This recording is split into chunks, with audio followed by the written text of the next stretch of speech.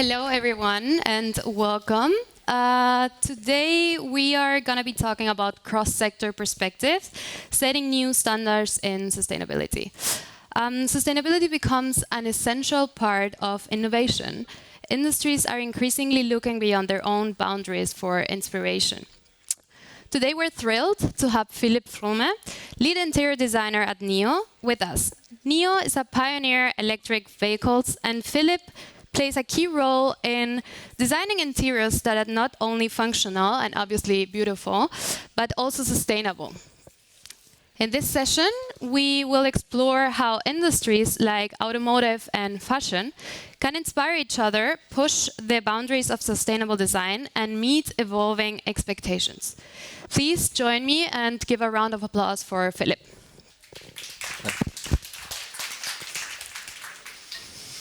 Hello, Philipp. Welcome. Could you tell us a little bit about yourself? Could you tell us about your role here at NIO and how sustainability shapes your approach to design? I mean, as you just mentioned, right, I'm an interior designer at NIO, so that means I focus on the development of the interiors of our future products. That could be concept cars, it could be production cars. And we do that in a very collaborative manner in a bigger team, so we work together with CMF design. We saw Steffi, one of my colleagues, just before the break. We work with exterior design, we work with engineering and marketing, and together kind of we try to figure out what the features are, what the experiences are that our future users will seek in our products, and we try to achieve that for them. And we can get to those findings, we can talk to our users, we can do user studies, obviously, but I think one of those key abilities, I'd say, of a good design is actually to imagine those user needs before, because this is exactly where we surprise and we can exceed expectations for our users and hopefully create lasting and memorable experiences for them that make them come back and then join NIO as a brand and as an experience. In terms of sustainability, I mean, we heard it before already, like this whole mission Blue Sky Coming is really at the core of what we do. It talks about this, let's say, that we believe in a brighter future and a more sustainable tomorrow. So just by that, by this mission, how we laid out as a company, we are, like, sustainability is really at the core of what we do. And this can be in several things, right? The first thing that's relatively obvious is just the architecture of an electric car that is completely different from an ICE car, from an internal combustion engine. And just by that already has restrictions, has pros and cons of how I can approach my work as a designer. Then there are more things where sustainability influences me indirectly, I would say. For example, aero-efficient design or lightweight design. That's not something that's coming directly through sustainability. It comes actually from a user need of better range, but it contributes positively to sustainability as well. And then I think lastly, as a designer, at this time we all have, let's say, a certain kind of responsibility, right? I think it's more of a cultural thing, a mindset thing, that sustainability is more internal already, and I think that's good actually, because we all grow up like this right now. And by that, I think that automatically I make choices and I try to find opportunities where I can bring or contribute positively to sustainability and circularity throughout my work. So whenever I see something that works, I would like to push for that. I would like to propose that. So I would say sustainability really is everywhere in what we do and how it influences me. Much more shallow than you might think. It's not in... Yes. Yeah. You just mentioned a little bit about the topic materials. Both industries, the fashion industry and the automotive industries, are both materials heavy. What innovations in sustainable materials from fashion have you found relevant or inspiring for automotive design?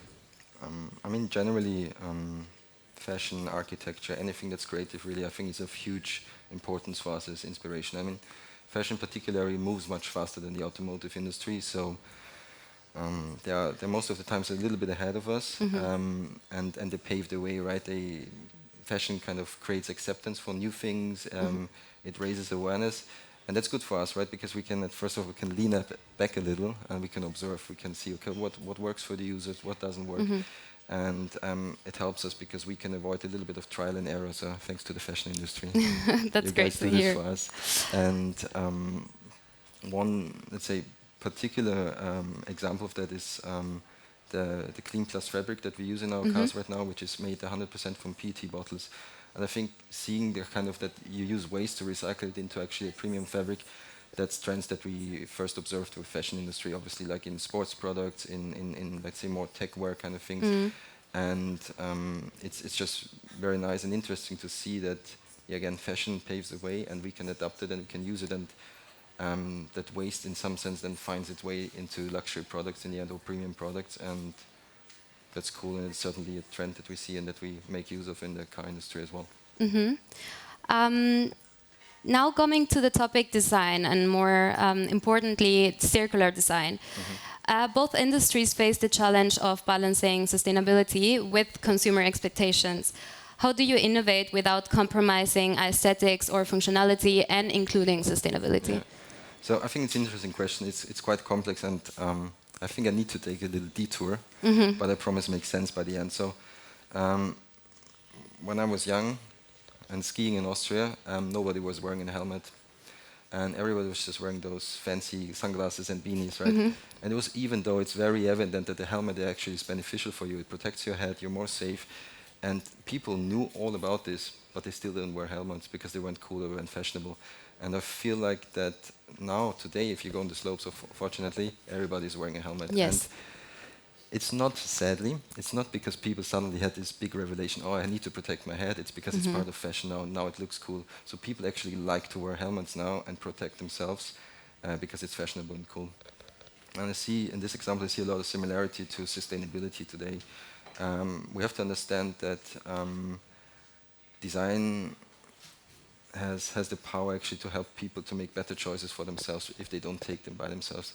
And we have to understand that